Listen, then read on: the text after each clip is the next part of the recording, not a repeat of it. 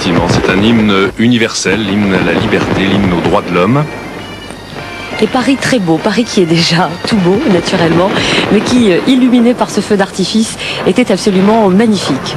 Et pour ce spectacle, les éclairages étaient particulièrement soignés, chaque monument était éclairé juste comme il le fallait, lumière en général assez douce, rien de trop agressif, ce n'était pas une parade avec des lumières blanches qui aveuglent. Et on le doit à Gérard Sterrin qui est un chef opérateur et qui avait installé des régulateurs tout au long des Champs-Élysées pour pouvoir doser justement parce qu'il fallait faire une bonne équation entre le spectacle et puis les besoins de la télévision. Les besoins des 38 caméras, donc dirigées par Jean-Paul Jaude.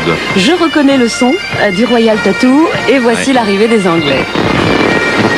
Tandis que les républiques soviétiques se mêlent, c'est cela la beauté de ce spectacle, c'est le mélange des genres et vraiment cette espèce de sensation qui peu à peu s'installe que nous sommes citoyens du monde. C'est vrai que tout était décalé, on annonce les Anglais, on voit arriver les 15 drapeaux des républiques soviétiques. Et voilà les Écossais du Royal Tattoo.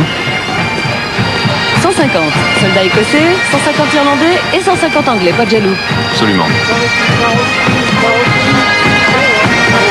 Les Anglais qui ont fait bien plaisir à Maggie Thatcher, présente pour les admirer, place de la Concorde. Les Britanniques nombreux et variés. Une simple petite erreur d'aiguillage quand ils sont arrivés sur la place de la Concorde. Au lieu de partir d'un côté, ils sont partis de l'autre et Madame Thatcher les a vus quand même avec quelques mètres de recul. Au grand désespoir d'ailleurs de Jean-Paul Goode qui aurait bien voulu lui montrer, dit-il, certaines facettes du peuple anglais que paraît-il elle ne connaît pas. Pauvre Madame Thatcher. On roule à gauche en Bretagne. Alors voilà la pluie britannique, il ne manquait que la pluie et les tombées des lances des pompiers, des énormes camions rouges. Et la danse des Hatchoum, une chorégraphie de Léa Anderson. Alors vous savez, normalement, Gérard, un camion de pompiers ne contient que 5000 litres d'eau. Il a donc fallu construire des citernes qui contiennent, elles, 80 000 litres d'eau. Ce sont des faux camions, si je puis dire, mais des vrais pompiers.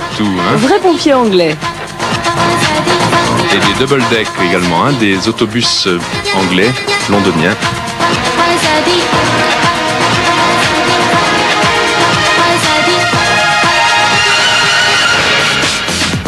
Hatchoum, je vous rappelle le titre de ce ballet, tandis que l'Angleterre a également été une puissance coloniale et tout cela se termine très bien puisqu'on se souvient de cette période avec des danses. Les Indiennes sont là, très belles. Et c'est vrai que ce spectacle a été le spectacle de toutes les ethnies confondues, et c'est ça, le message du bicentenaire, le message de la Révolution française et celui de Jean-Paul Goode, qui y est particulièrement attaché, et ça s'est vu tout au long de la soirée.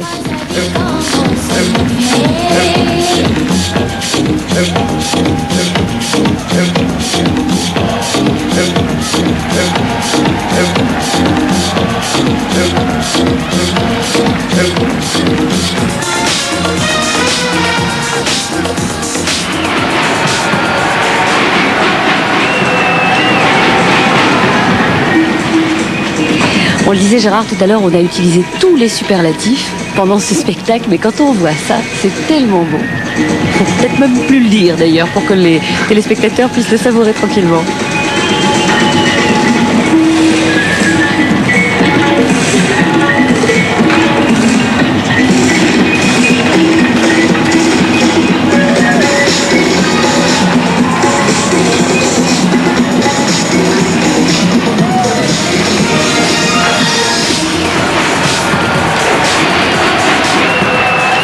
Après la pluie, la neige qui nous vient de Russie, la neige du RSS, qui arrive en même temps que la glasnost. Les camions glasnost.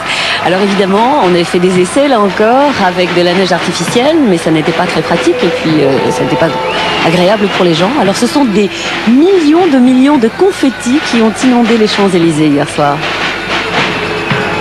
Tandis que les drapeaux des différentes républiques du RSS défilent, ce qui montre bien que l'Empire soviétique ne craint plus de se montrer divers dans sa constitution. Regardez bien, là, ce sont 6 véritables soldats qui gardent le mausolée de Lénine et ils ont accepté de défiler. Le Kremlin les a prêtés à Jean-Paul Goode et à Paris.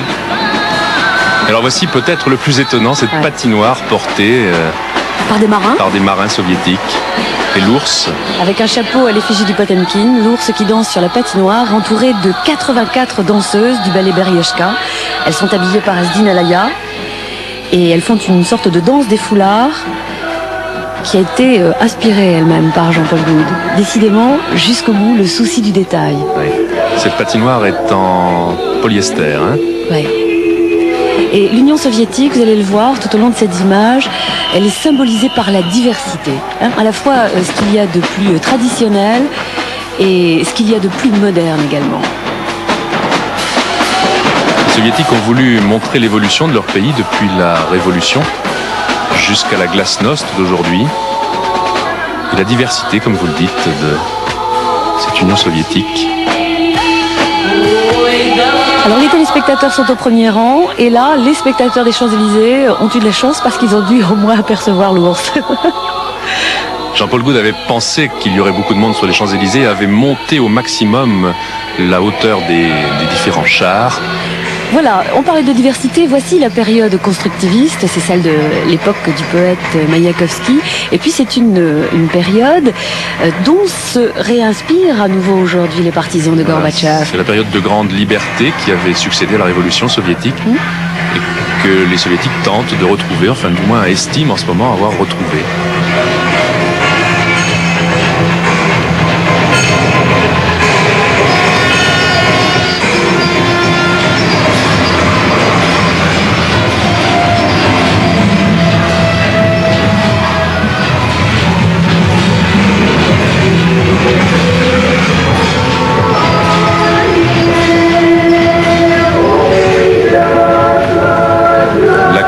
De Boris Effman.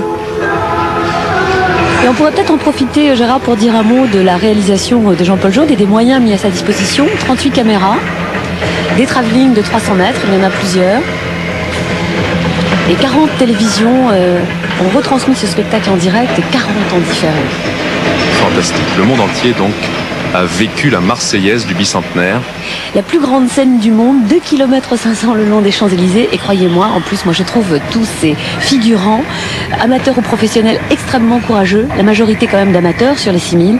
Extrêmement courageux parce qu'ils ont marché pendant 2 heures. Qui jouait du tambour, par exemple, les lanceurs de drapeaux qu'on a vus tout à fait au début. À la façon des lanceurs de drapeaux italiens du Palio, ils ont lancé leur drapeau pendant un temps énorme. Et encore une fois, on le répète, 2 jours seulement de répétition. Et je crois que la motivation de Jean-Paul Goude était tellement immense qu'il a réussi à la communiquer à tous ceux qui ont travaillé pour lui. Ce qui me frappe, c'est la concentration de tous ces figurants et en même temps l'intensité. En cyrillique, la transparence également de ce spectacle Glasnost était écrit sur les citernes donc du défilé soviétique qui à son tour arrive sur la place de la Concorde avant de s'échapper vers les Tuileries. On a beaucoup parlé de privilèges. Sur la place de la Concorde, il y avait certes des officiels, il y avait aussi beaucoup de gens invités, par exemple, qui s'appelaient Marianne, ou qui étaient nés le 14 juillet. Il y avait les épouses des policiers ou des conducteurs de la RATP qui étaient pris une bonne partie de la nuit pour véhiculer les gens. Et il y avait quand même pas seulement des privilégiés. Hein. Alors voici un groupe de danseurs très hétéroclite, on peut le dire, et ce n'est pas un mince compliment que de se retrouver tous dans la foulée de ce cortège qui descend les Champs-Élysées.